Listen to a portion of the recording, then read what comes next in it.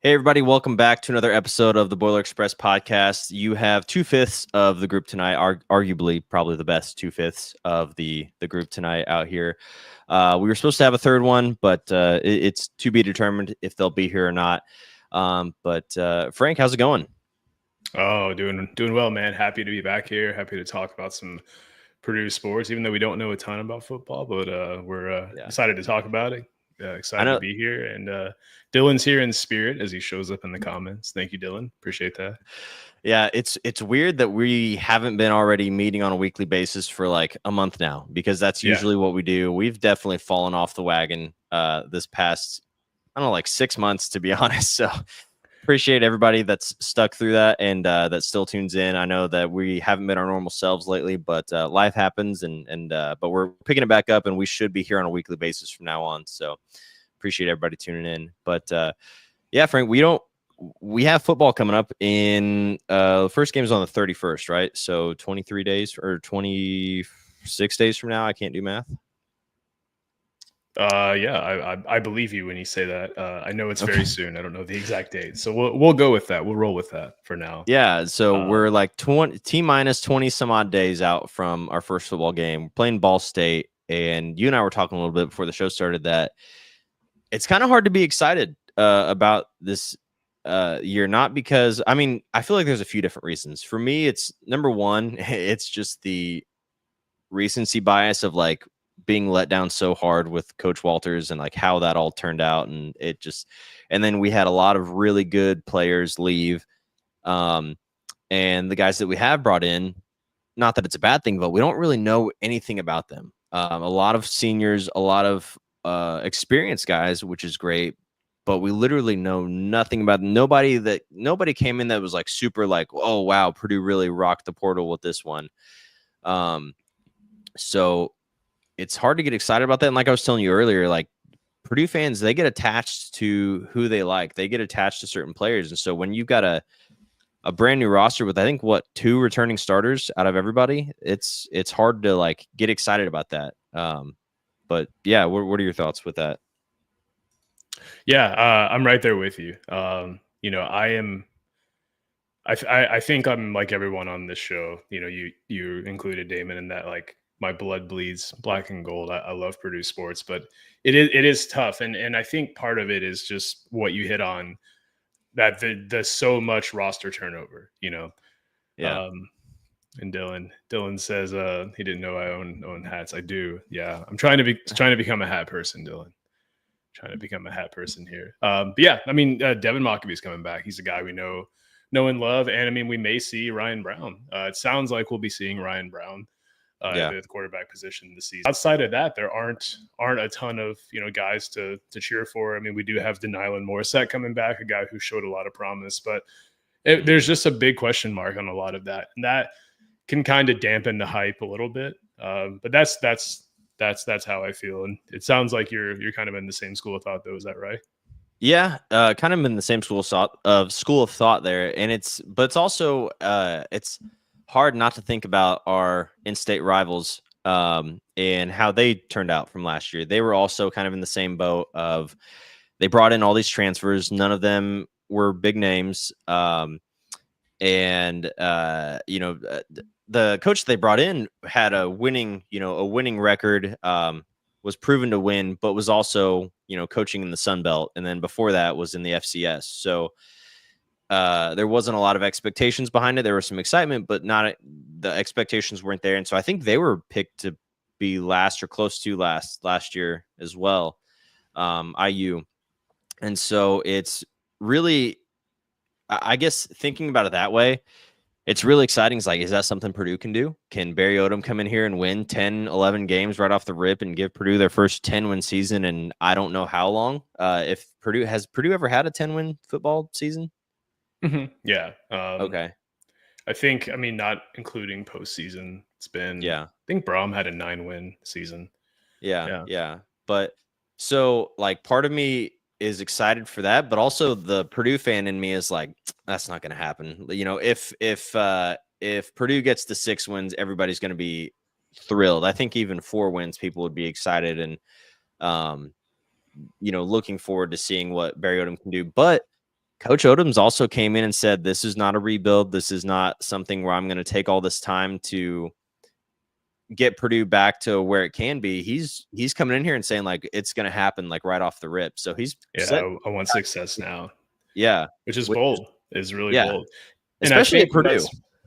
it's bold at Purdue, you're right. But I think that's one good thing that the transfer portal does allow for. And you talked about it with IU, right? They were able to get guys who have played group of 5 football, but had had success doing so and come in and win games pretty quickly. So like that possibility is there for sure. But did you happen to hear his answer to the question he was asked at Media Day about the people in the media is picking Purdue to finish last in the Big Ten? Did you hear Coach Odom's response to that? I did not know. What did he say?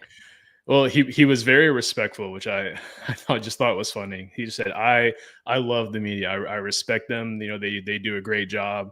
Love those guys." And he said, however, a lot of that's just based on last season.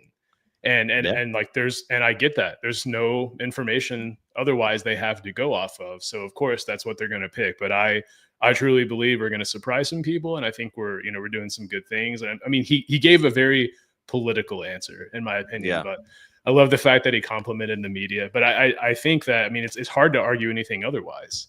Purdue didn't do well last season. Of course, they're not going to be thought to do well this season, but they have a whole new team. So really, it's just a giant question mark. So it's a safe bet to kind of shove them off, put them in the bottom. I've got a comment here. Purdue used to be the big name in college football. They can do it again. Yeah, it's been a little while. It's been a little while since they've been the big name, but I'd like to get back to being a big name for sure. Yeah, because I think I saw an interview, it might have been today or yesterday, where Coach Odom talked about how he played back when Purdue was kind of in the Joe Tiller era. He was a college football player at that time, and he talked about what was the thought of Purdue like back then, and it was like, well, you didn't want to play him, because it was, what do they call Joe Tiller's offense, like basketball on grass, basically. And so yeah, I mean, I would love to get back to that point. I would love to see Purdue get to the point. I mean, even get back to what we were doing with Coach Brom. Now, I think not a lot of what Coach Brom did, but some of what he did gets glossed over because of the fact that we did go to the Big Ten championship. We did have a 9-win season, but we also had like 2 seasons with a pretty talented roster on paper that didn't go so well. I think one year they went the COVID year, they didn't play very well. And then the year before that, they went like 4-8 or something. So yeah, if Purdue can get back to that, that would be incredible. I mean, I remember as a kid, I loved going to those games, and I actually started going to Purdue games with my grandpa, like right after the Drew Brees era. So I was, Kyle Orton, Curtis Painter, that was like my prime. Absolutely loved it. It was so fun, so exciting. I remember one of my first games that I ever went to, I saw Rowdy was still one of the mascots. Shout out to Rowdy, shout out Dylan. And I remember Rowdy getting in like he was over on the Michigan State sideline, and he was like messing with Coach Mark D'Antonio. So it was a lot of fun. But yeah, Purdue is I'm really tired of the rhetoric that like, oh, Purdue's really, and like I get it because there's history and there's proof behind it. I really want to pass the Purdue's a tough place to win at. Purdue, like, you can your expectations should be like, pretty low, and then if you get a nice season every once in a while, be happy with that. Hopefully Coach Odom is somebody that can get us past that, because I would really like to see Purdue take that next step, especially now with NIL, with all the like the Big Ten money and everything that kind of makes it on a more even playing field. I would really like to see Purdue take that next step. Well, where does that notion come from? Because, word on the street was Hazel said that on his way out. It's like, well, you just can't, no one's going to have success here. You can't win here. You can't recruit here. But why? Like, what's the reason for that? I mean, it's a school of nearly 50,000 students. I mean, geographically, you're centered right between Chicago, Indianapolis. Like, yeah, you're in the same state as Notre Dame. But that's not an issue for, other states. I've never quite understood the reason behind that. Is just because, I mean, there's history there. We just talked about with the 90s and the 2000s and the Breeze and the Orton era. And I mean, everyone says that, but where does that originate from? I've always wondered that. Yeah, I don't know. And yeah, I don't. It's like I don't understand that argument either because to me, and I know that they like these schools have a tradition of winning, but it had to start at some point, right? Like Notre Dame, Mhm. a lot of people will say that Purdue's a hard school to recruit for because it's of its location and it's not in a fun place and it's not exciting and it's West Lafayette and it's like South Bend's a crap hole. If you didn't have Notre Dame there, South Bend would be a crap hole. Like, I mean, even Notre Dame's campus, I didn't think was all that cool. It was very It's a bland, very very tiny Catholic school. I mean, yeah. yeah, Ohio State, it's in Columbus, Ohio. It's not like it's in the mecca of, it's not in Las Vegas. Why does UNL, like, if that's your argument, then why does UNLV have a hard time recruiting or, getting great talent it's a that, great point. who wouldn't want to come to Vegas or like, why is FIU who is in Miami? I mean, obviously they have Miami, like the University of Miami to go up against, but like, if that's the case for some of those schools, like why are they having a hard like if that's the reason why Purdue can't recruit, then I don't understand why um other schools like that. And like this person, like Bloomington, Indiana sucks. I don't enjoy it. It's not a great town. Um I've never had a and good time there. It's just no, I've had a bunch of bad experiences there. no. I mean, I did have one of the last Purdue IU games for basketball I went to up there. It was the year it was Carson and like Matt Harms were on the team and they won like 48-46. It was like a Oh, real I like was at that game too with the Harms tip yeah. in. Yeah, Yeah, yeah. yeah, Russ and yeah. I went to that game. Yeah, that Okay, was yeah, that was yeah. the best time I've ever had in Bloomington. Was that one? But even Yeah, like there was even it still was didn't have its fun moments for sure. But yeah, yeah, I mean, absolutely. like anytime you're in a college town of 50,000 students, there's going to be fun stuff to do. Like that's just the Right. reality of it. There's going to be fun things to do. I had a lot of fun when I was a student. That's just the way it goes. And like I the don't fully facility upgrades that understand we that. have now and all that stuff, like I don't feel like that can really be that much of an excuse. I know the academics are pretty, high at Purdue, but um yeah, I mean there's other schools that have high academic standards that can still have success and I'm not asking for Purdue to just start pounding out 10-win seasons and be in the college football playoff every year, but like if we could make the college football playoff like once every 5 to 10 years, that'd be cool. I would like that. I would have fun with that. So Yeah, I could totally get behind that. And yeah, I mean, I have to say, like, I've never been to Penn State. I mean, I can't imagine it's the most fun place in the world. And they yeah, pack their stadium. They have amazing tradition. So I think really what it comes down to is just winning. I mean, yeah, West Lafayette, for all the same reasons, are becoming a basketball school, like a basketball dynasty school. Like some people have used the term new blood, but you know why? It's because they win. Like Purdue basketball wins, and yeah. I like mean, that's the difference. there's some recruiters and like writers for Purdue that I just have my notifications turned on Twitter. And I feel like this last week, especially, it's been like 4-star has Purdue in their top 5, 5-star has Purdue in their top 10, and then it's just bang, bang, bang. Like now it's like the standard is like 4 stars and 5 stars that are, considering Purdue. And Or Painter was doing Matt, it with 3 stars too, which is the yeah. crazy thing. Or he recruits a 3-star that then everybody's like, oh wow, why is he paying attention to this guy? Like Luke Ertl, I think was a 3-star and then maybe moved up to a 4-star here Yeah, recently. he just cracked somebody's top 50 list, and I don't know who this somebody is, but I saw today that he's Yeah. now a top 50 player according to some expert. So Yeah.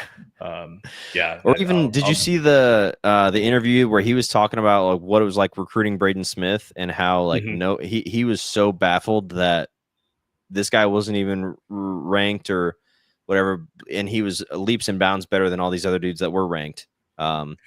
Yeah, he was open about that before this time of the year before Braden's freshman season. It was like, when you guys see this kid play, you're gonna wonder why he wasn't a top 50 player. I mean, it's what it is. And got a good comment here. Best college football is Knoxville. Place is amazing. Not just saying that because Peyton Manning is one of my favorite people alive. I haven't been to a game there. Probably my least favorite fan base, just from Yeah. my own personal interaction. So I have been to that stadium though and walked around it. Yeah, On our I way would to love to go Virginia to a Tech. night game at in Knoxville and just see like I've the heard it's Rocky awesome. Top and everything. Yeah, because I mean, whether they're obnoxious or not, they have a very passionate fan base, and I think like with like the fireworks and the Rocky Top, song and everything, I think that would be a pretty sick thing to experience. So it definitely be something cool to see. That clip of I'm just here to play music, or what does the guy say over Yeah, and over again? yeah. Is playing through my head right now. But Oh my gosh, one I thing I forgot about wanted to, that. yeah, that was painful, and Yeah. especially the best part of it is that Purdue got the win. But yeah, one Yeah. thing we haven't talked about yet that I did want to bring up is the Taj Rael situation. So just Yeah. to kind of recap what I know, and maybe you can add anything to this that I'm missing. But he played at Mhm. Memphis. Seems like he was released from the team, or the timeline that I'm understanding some things. The team that they were going to play, that they were preparing to play at the time he was released, UTSA, I believe. UTSA, is that who it was? Okay, he Mhm. got a hold, supposedly got a hold of the quarterback on Instagram or Snapchat or some Yeah, Instagram. other way via text message, whatever the kids do these days, and just basically sent him the entire playbook and the game plan and everything. And this is all coming out now. The Purdue athletic department did release a statement that basically said it was a misunderstanding, or it was twisted into something that it wasn't. And people are saying, like, how do you refute a screenshot? But the screenshot didn't show who was on the messaging end. It did show who was on the receiving end, but it didn't say like who was sending the message. So I don't know if you happen to see that, Damon, or not, but I didn't see anything that incriminated a specific individual. No, I didn't see But anything that incriminated a specific person, but also like AI is so good nowadays. It's like it's a good I point. don't believe anything that I see anymore. A screenshot could be so doctored and so like just changed and warped. Like it's hard to even if it did say his name, it's like, unless you can like go into his DMs and see the message or like contact Instagram to get his deleted message or whatever you would have to do to get that. Yeah, I don't know that you could really prove it without a shadow of a doubt, but I feel like just from what Coach Odom like, just some from how he seems like very no BS, no like nonsense kind of coach. So I feel like if there was irrefutable evidence that it was him, that he did do it, um, that he'd probably not entertain keeping him on the team. I At hope least in that's my true. opinion. Yeah. Yeah, I hope that's true. And that's that. Yeah, that was gonna kind of that segues into like my next question about that is if he did do what all the sports outlets are saying that he did, are you comfortable with him being on the team? Now, I think I have this right. He's a free safety, and I believe Purdue got the defensive backs coach from Memphis on Mm-hmm. the as the current. So I Yeah. I struggled to envision a scenario where he actually gave the other team the defensive game plan. Then that coach comes to Purdue. Then that guy gets recruited. You know what I mean? It just seems like a Right. weird series of events to have happen. So Yeah. all that to be said, I would hope that if he was guilty, that they would not have him on the team. But I truly think that what little I know about Coach Odom, I think he's a no nonsense type of guy, and I can't see him actually keeping this guy on the roster if he is guilty of doing what people are claiming he did. Right. So, Right.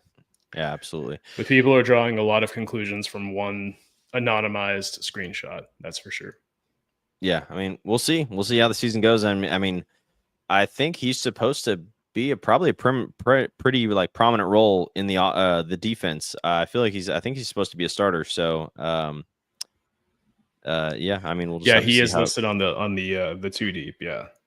we'll just have to see how it plays out. If he's just, I mean, I don't know how you would tell, but if he's just blatantly like throwing the game and whatever, and yeah, I don't know. But Rojo here says, how do you guys feel about the possibility of allowing college players to get paid? I mean, They're getting paid now, uh, so I mean, I don't really have an issue with it. I mean, I think that what needs to be controlled is like how they can get paid, the ways in which they can make that money, how much.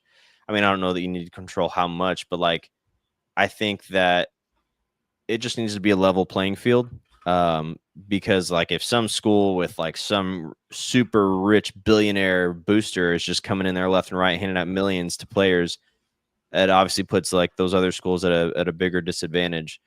Um, Whereas, like, our alumni of astronauts, engineers, and pharmacists, they can't exactly fork over the same amount of cash as some billionaire. So Yeah, I mean, yeah, that's my big thing is that, in the way that it works right now, it's the schools with more money and more donors are being able to give more money to the students, and just something with contracts, something with maybe a similar concept to salary cap, but like the current landscape isn't sustainable.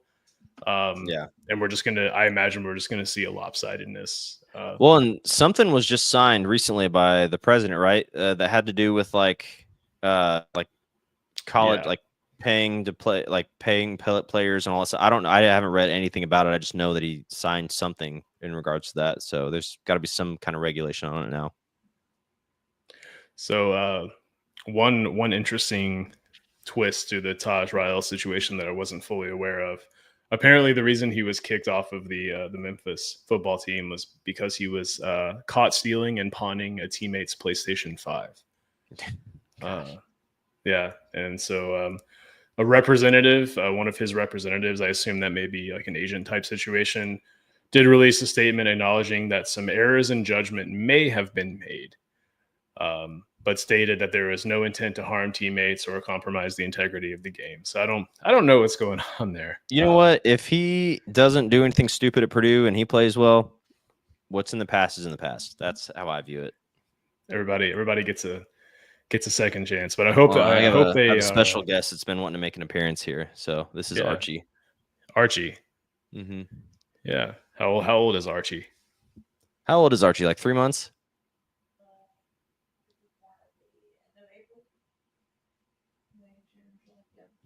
Can you say that again a little bit louder?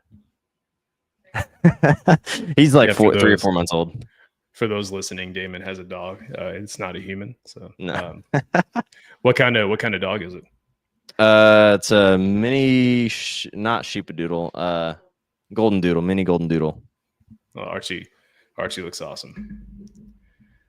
So we already got comments about Archie already. So and I do want to go back to Nick's comment here, asking what our guess is for that our record will be for the football season this year. And Nick, I always get this so wrong. We've talked about this a couple times, but let's propose two answers, Damon. Well, you know what we should do? We should pull up last year's predictions. Yeah. Look at that, because I think I said something stupid like 8-4. Yeah. Well, like, so let's do the realistic, and then let's do the minimum acceptable record. Okay, let me pull up the schedule here real quick. Yeah. Or if we would just want to go through it one by one, or I don't know. Yeah. Let's go through that. Okay. Okay, they have a countdown here on the Purdue website. So we have 24 days, 14 hours, 27 minutes, and 20 seconds until kickoff. So week 1, Ball State at home. I hope that's a win. I hope we're not reliving the Hazel era where these games are nail biters. So I assume Purdue starts 1-0. Yeah, I'm gonna say and if we wanted to throw in a little bit of spice and throw in like a score prediction there too, I would say like 49-7 or 49-14. Hopefully something in that area. Yeah, I mean, never forget we won't beat Indiana State 49-0 to start last season. So I think it was like 63-0. Oh, was it? It was a lot to nothing. We were all really excited after week 1. We were very excited. We were like, wow, Hudson Card looked insane. The defense looked incredible. And then, the Indiana State just ran the ball because they just wanted the game to be over. I mean, he even had after that game, he like held the record for like most consecutive passes completed or something. It was insane. Yeah, it was like 19 wild. Of 20 or something like that before I don't know. It was crazy. Yeah.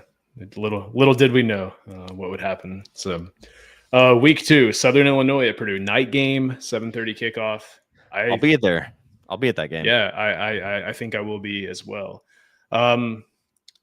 I mean, I'm going to go out on a limb here and say Purdue starts 2-0 this season. I think this is another tune-up game. What do I have here on Southern Illinois? I think Russ sent something earlier today that said they are like one of the better FCS schools. So definitely not a game to just sleep on. I mean, I know Purdue's going to realize that or know that, but yeah. Yeah, so they were 11-3 last season. They're currently ranked number 20 in the FCS poll. Okay, So yeah, they are one of the not no better. slouch. Yeah, they are one of the better FCS teams. They do have a really good receiver who had over 1,000 yards, 92 catches last season. They're returning their quarterback. He did get injured halfway through the season, but was having a really good season. It's definitely not a game that you want to overlook, but I still feel like Purdue probably wins this game, and wins this Yeah, game by at least 2 scores. But yeah, I uh, would agree with that. if Purdue, ooh, Wait, what? yeah, we already have some. We win by a touchdown in the comments. A So touchdown again, so against there's Southern the Illinois? yeah. So again, we know like what I want for the season is I want to resemble a Big Ten team again. That's so That's bad. all I want. That just And so shows you if where we Purdue fans are Yeah, mentally right yeah, now. that's where I am, and I trust me, I'd love to go 12-0, but I think a Big Ten team should win this game by at least 2 scores. Yeah, I'd say like 35-14. I'd be happy with that. Something like that. So then USC comes to Purdue. Yeah, I've seen them in some top 25s, Yeah. like preseason top 25s. But is it Lincoln Riley that's out there and at USC? Mhm. So I mean, he struggled. I think they go 6-6 last year. They didn't, or 7-6, something like that. And then Purdue took their offensive coordinator. Yeah. Yeah. Um, So coin flip. Like that's how I see this game. no, yeah, I don't know, but like that's the thing too is like I could see myself getting so excited about Purdue if they like just stomp a mud hole in Ball State and Southern Illinois. I could see myself talking. I could see me talking myself in the rest of our group talking ourselves into like it either being a really close game or Purdue beating them. But realistically, I think USC is probably going to come in and win. But again, though, if Purdue's where Barry Odom says that they can be, year one, yeah, I definitely, I'm going with a Purdue loss here. So we have a comment here. It's a gentleman. We don't know who our QB is. We have one returning starter. I think it is more than that. I think it's 3 returning starters total when looking at the depth chart. But regardless, not many returning starters. The staff supposedly knows who the QB is. They're just not saying. Yeah, So it's not like a Braum situation where we don't know who our starting quarterback is until week 4. But then the last comment here is if we win 2 games, we're already better than last year. Yeah, absolutely right. But already doubled our win total. I still believe we can do better than that with a competent coach, a coach who has experience at the Power 6, Power 5, Power 4, whatever it is in football these days at that level, and has had success at that level too. I think we're in much better hands. But Yeah, after I that, agree. we go to Notre Dame, Damon. I'm just going to go ahead and just go out on a limb and say that one's probably a loss. That's an L. We're going to Notre Dame. That's an L for sure. Absolutely, yeah. So then Illinois at home, the Ryan Brown revenge game. Yeah, and I think Illinois is also a team that a lot of people are ranking this year. They had a good season last year. Yeah. So, I mean, I guess we've seen that even last year rankings for Illinois don't really matter when they play us. So, you know what? I'm gonna chalk that up as a W. We're gonna come in. We're gonna start 3-1 or 3. We're gonna start 3-2. And there's a little bit of a brewing rivalry, football, between Purdue and Illinois. I think Illinois fans will say there's a basketball rivalry. I don't really know. That's on their side. Yeah. So then Purdue goes to Minnesota. Mm-hmm. That just doesn't feel good for me. I never like going to Minnesota for anything. So that's true. Yeah. I just think about the every time I think about the I wasn't going to bring up Robbie Hummel, but I was thinking about the offensive pass interference they called on Payne Durham all those years ago. Lost them game, and it was such a bad call that Vegas even gave everybody their money back. That people who lost money on that game. Yeah, and then he also had the unsportsmanlike that won Syracuse the game, and then Brahms' reaction to that. They had 2 unsportsmanlike conducts on the same play that gave Syracuse 30 free yards. God, I remember that That too was because tough. after the game they were like, "Payne, what did you say to him?" And he's like, "Well, Oh no, I asked him that when I met him. Oh yeah, Because yeah, that's right. they had the autograph signing, and so like I was waiting in line. It's like, man, I can't wait to talk to Payne Durham. And I finally get up there. I'm like, hey Payne, nice to meet you. Can you sign this picture for me? Okay, by the way, what'd you say to the player at Syracuse? And he just kind of like, I don't remember exactly. He definitely remembers. He remembers for sure. 100%. Yeah, he definitely Yeah, remembers that one. So yeah. yeah, he just he wasn't going to say it because there was kids around, and he was supposed to be representing the university, and I appreciate that. So next game Right. is Purdue at Northwestern. That's a win. You think? Yeah, I can't tell you why exactly because that's the hard. It's like I don't really have any reasons why. Because Purdue this is a totally different team, but I think it's a win if because I'm basing this off of like if Purdue is heading towards what Barry Odom says he wants this team to be. I think Purdue should be able to go into Northwestern in Chicago and beat them. Yeah. Oh, we have a special guest here. Hey Russ, how you doing? Nice to have you in. Can't hear you. Oh, yeah, you can't hear you. Yeah. How about now? Okay. I don't know if you're doing that on purpose or not, but good to have you in. So Russ. Okay, so Russ, what we're discussing right now, we're going through each game, we're doing win-loss, and then we're going to compile all that information into a what do we actually think record, and then the minimum acceptable record for football. So right now where we are is Purdue at Northwestern. Would love to get your thoughts on that. Win. That's what I said too. Okay, I'm in the lost camp on that one. I don't know what to expect from Northwestern ever since Pat Fitzgerald got fired. Yeah. There's just they're a giant question mark just as much as we are, and for that they brought in some notable transfers too. Like they brought in the quarterback from SMU, right? Preston Stone or whatever his name is. Yep, and I mean, I would have definitely said no under Pat Fitzgerald, but because I don't know what to expect from them, for that reason, I'm gonna go with no. But we're at 2 yeses and a no, so we'll officially as a group now go with the yes. So next is Rutgers at Purdue. Win. I think it's a close one, but yeah, I'll go with a win. I think it's a close game, though. I think it's a really close game. I like I'm sure you guys have touched on this already a little bit. I like the quarterback competition. I like the quarterback room with Brown and Singleton. I think Brown wins the job. I love the running back room. Mockabee's got a chance, obviously, to put his name at the top of the record books for Purdue rushing. But there's also some talk around that whole room that there's some guys emerging that can contribute in that room. Mm-hmm. And I mean, when you talk about the years Purdue's been great, like, yeah, we've had some deep teams at times, but where we're able to create magic is with a quarterback that overperforms and having at least one or two other playmakers. And I think Mockabee obviously fits that mold. So if somebody else steps up, I think this team surprises more people than what we expect or what most people expect. And Rutgers has not been a football power of late. Like, I know they feel like they've been on the verge of some things. They feel like, we're going to, now that there's no more Big Ten East West, we're going to really compete now. And that didn't really happen last year. So, and they're traveling to West Lafayette. I'd be much more of a question mark if we're going to New Jersey. But I like our chances at home against Rutgers. Okay. I mean, that's a well thought out analysis there. And so was your takeaway the same as mine in that the staff seems to know who the quarterback is, but they're not they're not telling us who it is? That was kind of me reading between the lines. Yes and no. I think that at the very least, the confirmed separation is that Brown and Singleton are, at the very least, it's between Brown and Singleton, and it could be as much as they know which of those two guys.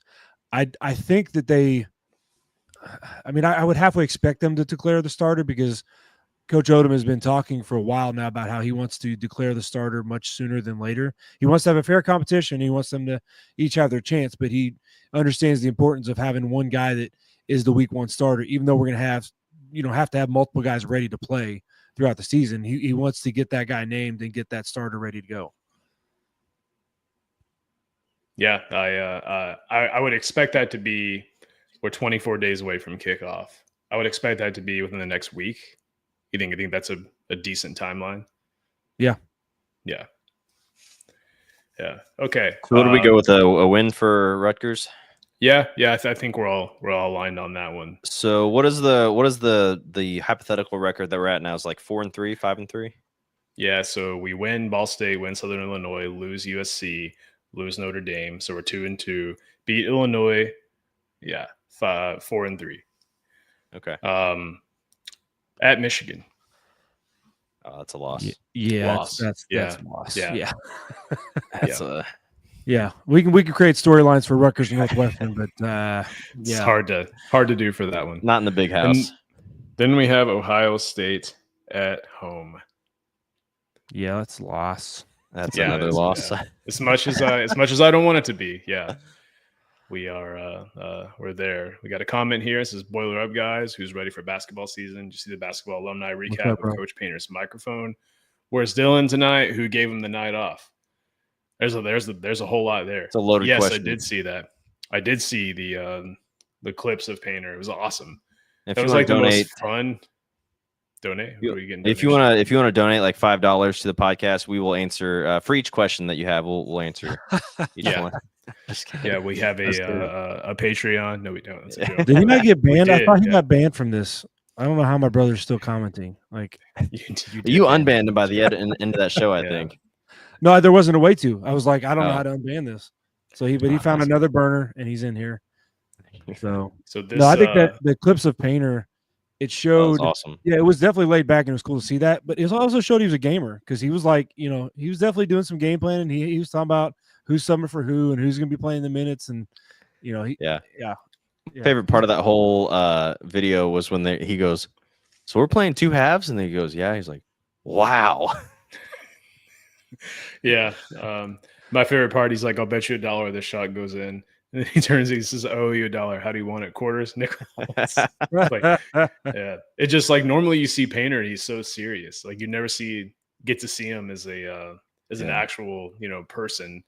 And as someone Human who's being, met him Frank. in a more He's an actual yeah, person. well, no, Frank. I've been around him in a more relaxed setting like that, and he's a funny guy, but like you don't ever see him like that in press conferences and whatnot. Didn't even hear him yell "move" at all during that game. It was Yeah, it's crazy. true.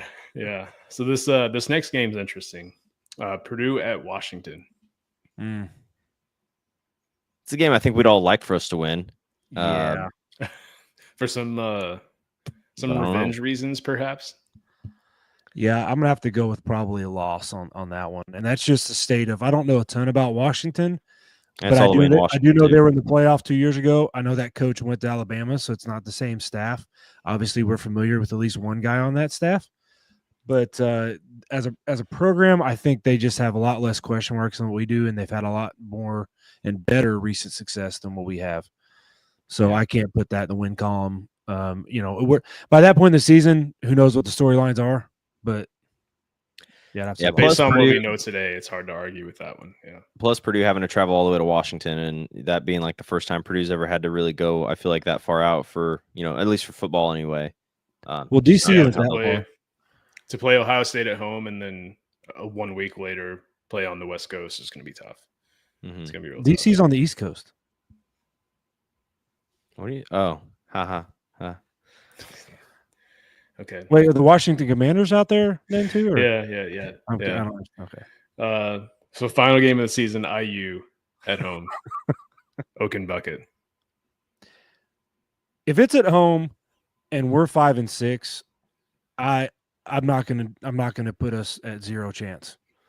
I think if that's the game we got to win to go to a bowl game, after what they did to us last year, I don't think motivation will be an issue. And it's funny because we're on the edge of our seats, Russ. I Oh, think shoot. I think we're having I don't some know what technical happened. difficulties over here. Oh, he's possibly back. He's I think you're back, Russ. am I back? Okay. Yeah. How far did I get on that? You just said you didn't get anywhere on our end. So Okay. you said something about because, and then it Yeah. cut. it just it stopped.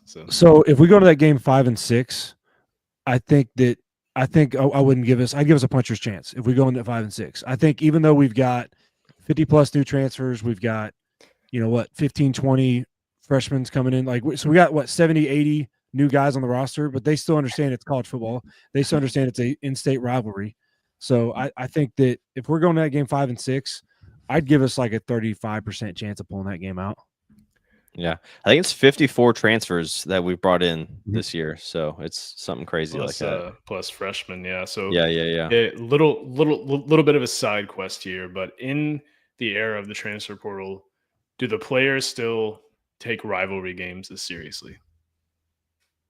I'd say probably not. You might as like the season goes on, but I don't think anybody that's transferred to Purdue is like, oh yeah, I can't wait to play Indiana. I don't think it's gonna be. I don't think it's probably anything like that. But yeah, I'd say probably not. It's all about a paycheck now. I think that is probably the consensus thought on it and the consensus opinion. So I would lean towards they care about it more than what the consensus says, because I think in one of the breakdowns that I got cut off there that you guys didn't hear was these guys still have played college sports, right? Especially this 54 transfers have played college sports. They understand the nature of college rivalries and how important they are to a program, how important they are to bragging rights, and they still understand that it's still the name of the school they put on their chest, even though it's a paycheck, even though they transferred, even though it might be their fourth school in 4 years. They understand the importance of making it, making it worth the shot that school took to put them in that uniform. And it will give a little extra emphasis. And that's why I said if it's 5 and 6, you've got that on top of it, to where not only is it a rivalry game, but you got to win it to go to a bowl game. I think that's where we would have our best chance. Yeah, I don't know the answer to that question. That's why I asked it. But it would seem like a player like Devin Mockbee, for example, who's been at Purdue, this will be his 4th season, he's played in 4 of these games now, grew up in Indiana. Like this means a lot to him. Someone who's just transferring in, maybe knew nothing about Purdue this time last year. It just may not be this. And I understand that you're making a good point that rivalries are rivalries and sports are sports, and they understand that. Yeah, I often wondered that. Just so let me paint a picture for both of you gentlemen. Then we're right on our prediction so far. We're 5 and 6 going into the game. Mockbee is like, let's say 160, 165 away from breaking Allstott's record.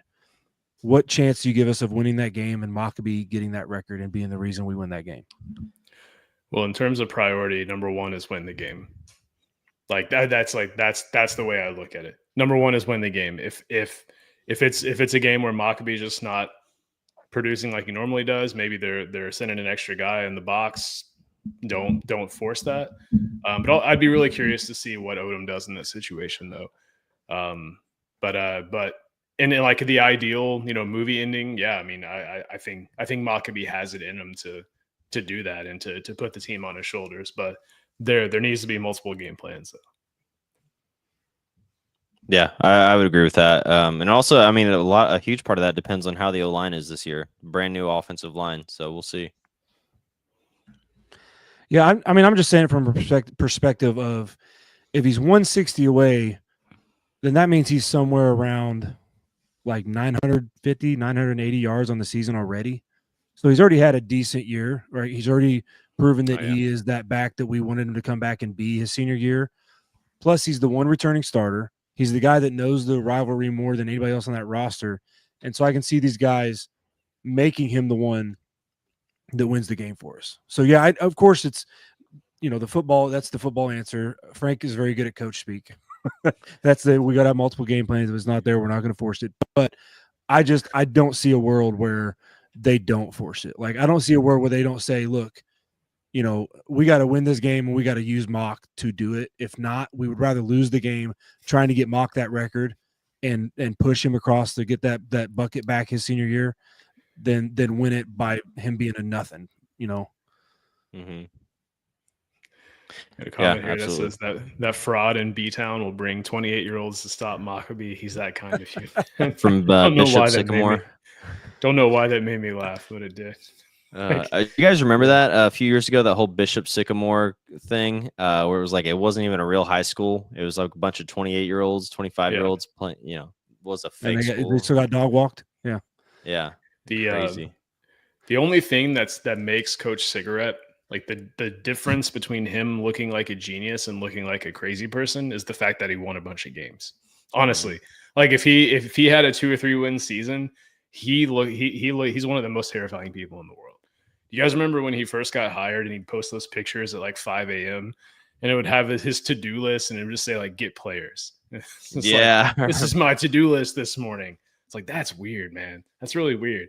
Like, why would you take a picture of that, put that? But like, no one's gonna make fun of you when you're winning games. But that's the thing, man. Is like IU fans for some reason they love that stuff. They eat it up. They're like, oh yeah, he's doing his job. Yes, way to Because go. they're winning. Yeah. Well, I mean, even before that, like when it was happening, when he was posting, It they're like, was, oh yeah, yeah. I love this guy. Yeah, And it's sure. just, I think Purdue fans would be like, it's kind of weird, you know. I mean, if he like adopted the phrase "Google me" and he wasn't winning games, that'd be pretty funny. So. Yeah. I know he wasn't on that level, but Walters was. I mean, he was doing the TikToking and the dancing and the, kind of some of the like the youths antics, and we were eating it up. Well, that's because he was bringing in. I mean, he did bring in really good recruits. He just, didn't use them, appropriately. That's why they're all going to powerhouse schools this year. So, anyway, it's because they eat paint and live under power lines. I'm assuming he is talking about IU fans. We didn't say that. Yeah, but, we would never say that. Whatever Nick wants to say, he can say, and we'll put it on the screen. So where does that leave us? Within reason. So that puts us at 6-6. Then, with what we just did. So that's the record. But what's the minimum acceptable record? Minimum acceptable, like 3 or 4, 3-9 or 4-8. 3-9. Yeah. Okay, so you would not be happy with 2-10. Not be happy. I'm not. Let's put it this way. I'm not going to say he needs to be fired if we go 2-10, but you can't be a true fan and we go 2-10 and go, yeah, that's acceptable. Yeah, especially if the fact that that's the only 2 games we were favored to win in. I get that, but like you're not going to say that's acceptable job. Especially if we can only beat one FBS school and it just happens to be a school from the MAC. Like if we can't beat anybody else, if we can't beat any Big Ten opponent, that's a concern. So what if we hypothetically had a season like Nebraska did? I think it was 4 seasons ago, where they started 5-3. They were 3-9, but they outscored their opponents on the season. When you tallied up all the points they scored and all the points scored against them, they beat their opponent. I'm just saying, like they were every one win they had was a blowout. Every loss they had was super close. So they actually outscored their opponents. Come on, Frank. Got to use coach speak against you. You are what your record says you are. At the end of the day, you are what your record. So I'm saying, but I guess what I'm getting at, if we blow out Ball State, we blow out Southern Illinois, and then we're right there in every other game, that doesn't do it for you. Like every other game's it would for a little bit. That doesn't do it for my heart. That doesn't help my health, my personal health. It would for a little bit, but if we could never get over that hump at all for the rest of the season, that would be frustrating. Exactly. Nick says he'd take 2-10, but he's guessing 3-9. He also thinks he said we're only gonna beat Southern Illinois by a touchdown if we're lucky. So if we win, Russ, have you done any looking into Southern Illinois? Well, I posted in the thread if y'all paid attention. I did, yeah. But I mean, I did. I brought that up. I haven't looked at. Okay, hey, thank you, Damon. I appreciate you. What do you think about them, Russ? I think we can't sleep on anybody after a 1-11 season. We can't sleep on anybody, and they aren't Indiana State, where Indiana State's a losing record team, right? Like they average 3 or 4 wins a year. I feel like, this Southern Illinois ball club is not going to be that caliber of a team. Now, their preseason rankings might be just as accurate as the FBS preseason rankings, which are all just a popularity contest and everybody guessing. But they're in the top 25 for a reason because they're expected to be good this year at least. So we cannot sleep on that. Yeah, and what are they saying in the locker room too? Hey, this is the team who only won 1 game last season. We have a real shot here. Oh, I thought you They're were not saying going in to be our locker room. intimidating. Yeah, their locker room. They're definitely. Yeah. It's FU type speech. Like, oh, I've seen them on tape, and we can definitely beat them.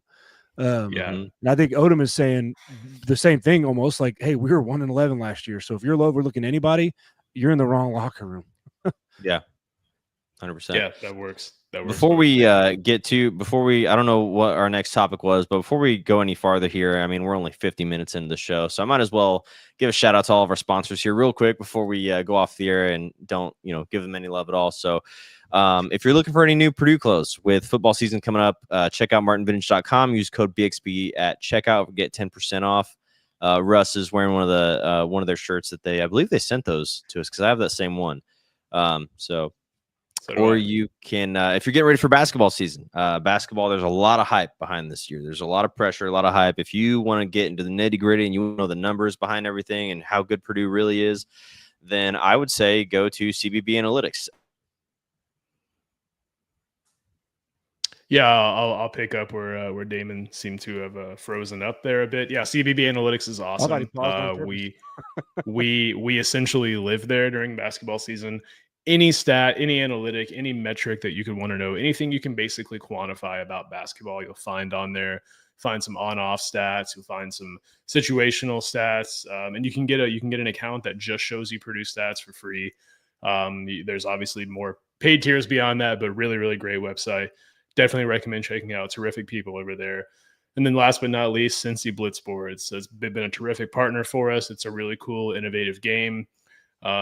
Dylan's not here, or you'd be able to see Dylan's, but Russ is actually pointing to his. It's a really fun game. You can bring it with you to tailgates. You can bring it with you to bar mitzvahs, baptisms, whatever you like, whatever your religious affiliation is. You can bring it to that event, or you can just play it for fun. There's all sorts of events that necessitate playing a blitz board. But yeah, they can do all sorts of custom designs, all sorts of cool stuff. Definitely check those guys out. They've been a great partner to us. And so with that, it looks like Damon having some internet issues, it seems. Want to talk basketball for a few minutes, Russ, before we sign off? Sure. Yeah. Did we ever bring up the hockey schedule too? Yeah, no, we have not. I'm glad you brought that up. So if you want to go ahead and talk about that for a second. Yeah, they posted the hockey schedule. Yes, and if Dylan were here, he could provide more detail. But the hockey schedule is out. Again, we're big friends of the hockey program, or I guess they're actually friends to us is the better way to phrase it. But definitely check that out. Make your way out to some games. Dylan's been to a lot of their games. Is friends with that whole group. Those guys do a lot. Like they really do a lot. They have to raise money for their own jerseys. They drive a long distance to have to go and practice and for their games. And it's not like a traditional sports team. They really do a lot to make things work for themselves. So definitely a team to support, and I'll be looking forward to some content this season around those guys. Yeah, and you've got recognizable club teams we're playing on here. Notre Dame, Miami this year, Butler, of course. We got Ohio State. They do a showcase in Indianapolis. You got like a weekend in November there. And then just after that, there's a Big Ten Classic where they'll play schools like Illinois, Indiana as well as on the schedule. Cincinnati's on the schedule. Xavier, Florida Gulf Coast, well-known hockey power. But they're a pretty good club too. So yeah, there's some good games on there. And they like Frank was saying, they play in Fishers, so it might be a little more accessible for the Purdue fans in the Indy area and especially northern central Indiana area. So yeah, go shout them out. Our podcast hosting platform does tell us where our listeners live, and Indianapolis is the most popular place for our listeners. So all the tens of thousands of you that live in Indianapolis that listen, make your way over to Fishers. Check out a Purdue club hockey game. Really good time over there. And so with that, Russ, not a ton of basketball news outside of the alumni game, but we've seen some clips of Oscar Clough now in practice. We'll start there. What do you think of what we've seen from him so far and the very limited clips? And we'll start there. In the limited clips, he looks like he's pretty good at this basketball thing. If you got to be living on a rock as far as college sports goes to not know that Purdue should be preseason number 1 or number 2, and it's for reasons like Oscar Clough in addition to what we bring back. And it's very exciting, and not that Caleb First was bad at it. Like, I think that Caleb First had some good um, big two-man action with Zach Edey. I remember Caleb First having some pretty backcourt, cut or back cuts for easy dunks with Edey, kind of drawing the defense to him. But I think that it could just it's going to be much better. Excuse me, with Clough and with Jacobson teaming with TKR. I think the big man game is going to be entertaining to watch, as entertaining as it is going to be watched. Braden Smith and CJ Cox and Jakari Harris and those guys, like, and Omar Mayer, can't forget him. I mean, it's just, this team has an embarrassment of riches, and it's going to be, I think it's going to be an anxiety filled season, because it's, even though you've got a stacked roster, you still got to go out and play 30 something games and prove it, 30 something times, and especially 6 times in March. Because, how many no one overall seeds actually end up winning the tournament? So not many. Yeah. And so we've seen some snippets of TKR stepping out and shooting on the perimeter, and lots of like interesting conversation on X about it. And they're like, whoa, has TKR added a 3 to his game? Like he shot threes before. Like it's not a new thing. But do you think we'll see a scenario where he said no? You don't think so? I mean, we've been there before, right? Like, we had guys like, I feel like Harms came in and we were like, oh, this Harms guy could be a stretch 5. And, then it was like, is Caleb Swan going to be kind of a stretch player? Is Travion going to be able to shoot, like TKR? Because, like Edey, obviously, there was the big thing that Edey could shoot threes like crazy in practice, and you saw it at the NBA Combine. But what it comes down to is, if you know Painter and you've watched Painter over the years, he'd rather have one of our plethora of backcourt players take the 3 and have our bigs under the basket, because we already had issues rebounding last year. So I see it like an Edey type 3, right? Like, I see him taking a 3 or 2, sure, when we're like blowing somebody out and the game's in hand. Yeah. But it's not going to be part of the game plan. They're not going to draw up for him to shoot a 3 in a key game, less than 10 points. No. I think he averaged 20.5 points per game last season and shot 7 threes. So I think his value is close to the basket. Yeah. Now, like, how do him and Clough coexist, or do they coexist? Do they both start? I mean, there's a lot of questions there to be answered. But we've seen clips of Jacobson shooting. Is he the stretch big? But yeah, I'm in complete agreement. I mean, I think maybe you draw it up once every few games, just to keep the defense on their toes if he does have that shooting ability, or has improved that shooting ability. But yeah, I don't see many actions, especially with how much firepower this team is expected to have, where he's really going to be, where we're going to be drawing up plays for him to shoot. It's just not going to be like, if I'm an opposing coach and Trey Kaufman-Renn takes the 3, I'm happy with that. Like, okay, good. Like, they just bailed us out. That's kind of the way I look at it. But we haven't talked a ton about Meyer yet, but we have a comment here about him saying that he is a dog in all caps. We've just seen some little clips, but my biggest takeaway from him was confidence. Like, he just looks like he isn't afraid and is like a willing and an able scorer. But what'd you think, Russ? Yeah, I mean, look, we've gone kind of down this road before a little bit with guys that transfer from wherever, whether it's the Ivy League, whether it's overseas, where it's wherever. And Painter doesn't exactly recruit guys that, if you look at their tape, they don't look dominant. like you're gonna, and I know he's competed against pros in Europe, so this is a different, kind of different route for Purdue to take. So I think it holds more weight than what some of these other guys have that have transferred in from other either conferences or other countries. Man, I'm excited, but I'm cautiously optimistic, man. Like, I already have anxiety about this basketball season. I'm very excited, but I'm already like, man, are all these pieces going to work? Like, are they going to flop? Are they going to, people are talking about Meyer being a top 10 draft pick, like starting over Braden Smith. Like, you can't keep him off on the bench. You got to put Braden on, like, dude, I don't know, man. I just want to win. Yeah. And unfortunately, being the Purdue fan base that we are, even when we win, we'll get criticized for not winning in the right way. Like, someone won't be getting enough minutes. We didn't win by enough points. There will always be something. Dylan is adamant. So for those who are listening, Dylan is commenting, wanting to know where Russ got his hat. Your favorite Johnson brother got it for me, Dylan. Danny got it at the Boat Sport and Travel Show in Indy, I believe. So yeah, he's clutch. Dylan says that's why Dan Johnson is my favorite. So he's my favorite brother of mine. Yeah, of all the brothers I have, he's my favorite. He's also your least favorite too. Right? Yeah, it's true. Yeah. So last question here, Russ. You can always fill in the sentence at the beginning of every season: Final Four or bust, win or make the tournament or bust. But what is the if or bust for Purdue basketball this season? I think without Final question, Four. national title. Okay, yeah, that's where we are. Okay. Yeah, had we not made the Final Four a couple of years ago, then maybe it'd be different. But yeah, this is, I mean, I think Nick said it earlier. It's by far the deepest team in the country, not just the conference. And so, yeah, it's definitely natty or bust. Right? And it's not saying that, you know, if you gave me Purdue or the field, yeah, I'm going to take the field, you know, betting money. Like that's just the way that college basketball works, right? Like Painter's talked about it for years that, you know, the NCAA tournament is still a lot of luck. Like it's still not the best way to once you find get to the Sweet 16. Yeah, it's a coin flip every time. Yeah, don't put that on there. What are you doing, Frank? Yeah, I don't read the comments. Yeah, I don't read them. I just put them on the screen.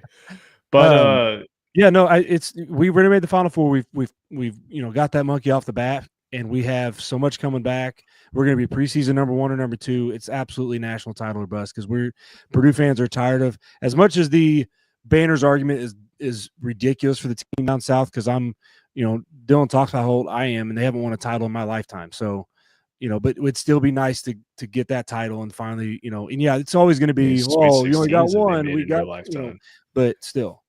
What's that? So how many Sweet 16s have they made in your lifetime? Exactly, right. Yeah. Yeah. A lot easier to count, yeah. Yeah. So yeah, I don't want to feel that way. Like I really don't, because that's just setting yourself up for disappointment. You know, there are 364, at least as of last season, Division I teams, and you know, national championship or bust is tough. But I'm there. Like that's unfortunately where it is. And so it is. Do you think there's more hype about this team or 2 seasons ago, Edie's senior season? There's a lot of hype around that team too, with Edie coming back, Braden starting to look like he does today, Fletcher, David Jenkins Jr. There's just a lot of hype around that team going into that season. That's tough. It's probably, from a national standpoint, outside looking in, it's probably not as high as Edie's senior season, because he literally was the national player of the year, expected to repeat as the national player of the year. And you did have Braden Smith coming back as a sophomore, Fletcher, you know, like you had all those guys coming back after, you know, having a year under their belt. But from a pieces standpoint, personally, I think this team to me is more hyped up. And I might even take this team, if they played the team from 2 years ago, you know, let's say 20 times, I think this team wins 11 or 12. You know, I think it's close, but 12, I think this team wins. I think with Edie in any game, we had the best player on the court. I think we will have the best team in most of the games we play in the postseason this season. With Edie, we'll have the best overall team. I hated the one-trick pony. We were not a one-trick pony. We were not a one-trick pony. At the same time, the game revolved around Edie's foul trouble, both offensively and defense. Like it revolved around how they were going to call Edie, because if they didn't call him, you know, at least in a reasonable way, it did tear up our game plan. That's for sure. Like it did have a factor. Like he was supposed to free things up for the guys. And so if he gets in a foul trouble, or you're not calling the fouls when he gets the ball in the post, it did make it a lot tougher on us. But this team is definitely by far deeper, has more weapons. You know, you've got, instead of Edie drawing the post, you got those 3 bigs and really 4. You know, we'll see how Burgess develops. Surrounded by the plethora of shooters we have. Like I think as a overall team, this team's got more hype and is more dangerous. One Damon's comment here essentially saying, like, if it doesn't happen this season, it may not happen. I mean, I totally know what you mean. And we said that, Russ, sitting on my couch, you know, a couple seasons ago too. So So you never know. I mean, but the fact that we are, I mean, like we're not there yet, but we're expected, we're I think betting favorites to win the national championship. We were in this position 2 seasons ago. It's pretty wild. Like it's just a pretty crazy thing. And we've seen, the inching closer to that over time. It was, can we make an Elite Eight? Oh, yeah, we finally did that. Can we make a Final Four? Oh, we finally did that. And now, we're being talked about winning the national championship. So it'll be fun to see, how the team evolves. But I think the best thing Purdue has going for them is that how many players on this team, at least 3, have been there, have played in a national championship game and understand what it takes to get there. So Braden, Fletcher, TKR, who am I missing? Maybe it's just 3 because they're seniors. Well, I'm blanking too. Yeah, I think that is it. Has to be just those 3. Yeah, because Heidi and Colvin transferred. Heidi and Colvin are gone. Yep. The only thing I'll say, I agree for the most part with what Damon said. It does feel like if we don't do it this year, we're never going to. But at the same time, and I talked about this 2-3 years ago when the transfer portal was getting bigger, when NIL was getting bigger, and now revenue shares come in. And the fact that, like, after all that, we've built this super team that's this hyped up going into this year tells me we aren't really going anywhere.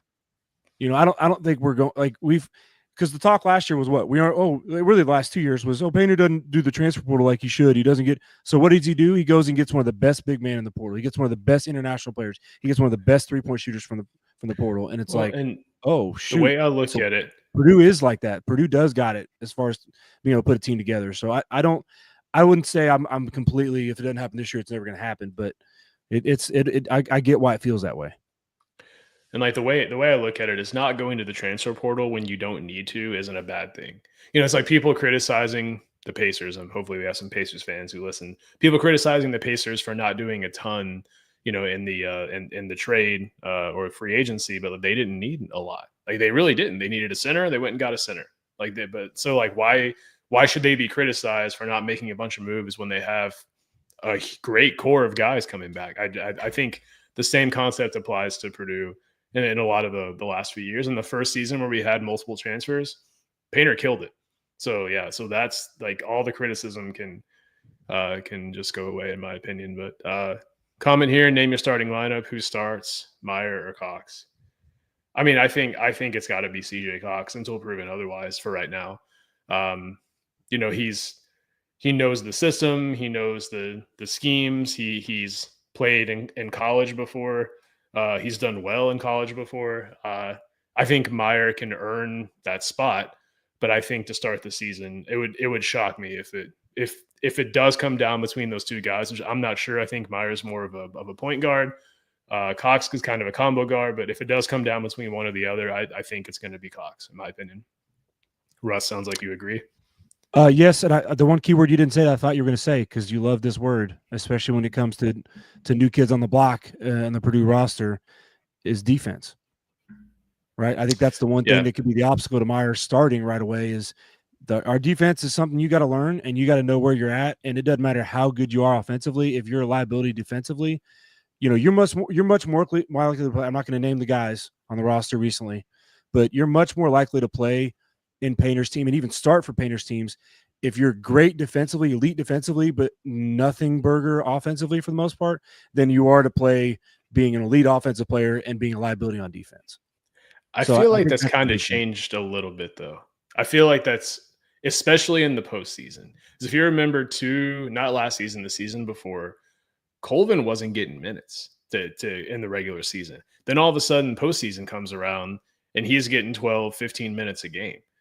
So, I mean, we're seeing a tiny shift away from that. This last year? What's that? Are you talking about specifically this last year? I'm talking about the two seasons ago. Like when Colvin was logging 0-minute games, I think like he had 10 or 12 in the season. And then postseason, he was playing in every game. So, I mean, I'm just, I'm like, you're right in that the majority of Painter's time, we've seen that. But I feel like we're inching away from that just a little bit in the past 2 seasons, we'll say. I will say, I feel like the last couple of years, especially towards the end of Colvin's freshman year, and then last year as well, it wasn't often, But I can remember us going, hey, that was a good defensive possession by Colvin. Hey, that was a couple good back-to-back possessions by Colvin. So his defense did get better from his beginning of his freshman year. I wouldn't say it's elite. And like I said, I don't think you have to be elite defensively to go on the floor for Painter, but you can't just be a complete liability. And he, first half of his freshman year especially, he was 100% lost in the sauce. He was getting picked, and all of a sudden his dude was open in the corner for a three. I mean, it didn't happen Arizona as game much. comes to mind. Yeah. It didn't happen as much last year. And I think it definitely got better throughout his freshman year. But yeah, I see what you're saying with him. Yeah, I just feel like he's loosening the reins on that a little bit. It's like, okay, if you make some mistakes on the defensive end, you better be able to make up for it on the offensive end. Is kind of, we're seeing that with some players. Where like there are guys in the NBA, like Luka, for example, where it's like, yeah, you're never going to get great defense out of him, but he makes up for it on the other end.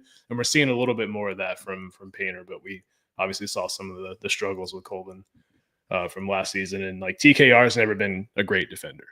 But when he's putting up 20.5 points a game, in the post, it's kind of hard to take him off the floor. So, he's not a bad defender. He's an average defender, for his size and athleticism. So with that, Russ, is it time to wrap this evening? I agree. Yeah. So Oscar gets 23 rebounds against Oakland, first home game. Book it. I'll take that. Yeah, I'll take that. Well, actually, hold on. I'm gonna rewind that for a second. Now that I think about that. Hopefully, it's not a game where he's. I don't.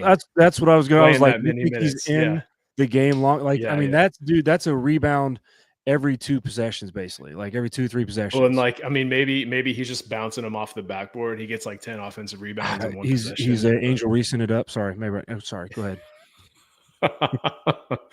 Oh man. Yeah, we'll see. Yeah, but he's a really good rebounder. I think he was the best rebounder in the country last season, at least on the defensive end. Thank you, CBB Analytics, for that information. But I'm excited to see what he does, and time will tell. But now you say Oscar gets a 20 rebound game against IU this year? For sure. I'm listening. Yeah, for sure. Yeah. He's playing enough minutes in that game. So with that, I think it's time to say goodnight to all of our wonderful listeners and wonderful fans. The intent is to start getting back into a regular cadence, especially that we're just a few weeks away, if you can believe it, Russ, from football season. So I'll be looking for us to get back into our weekly routine of Tuesday nights. And until next time, boiler up, hammer down, get the win. Anything else, Russ? That's all I got. All right. Good night, everyone.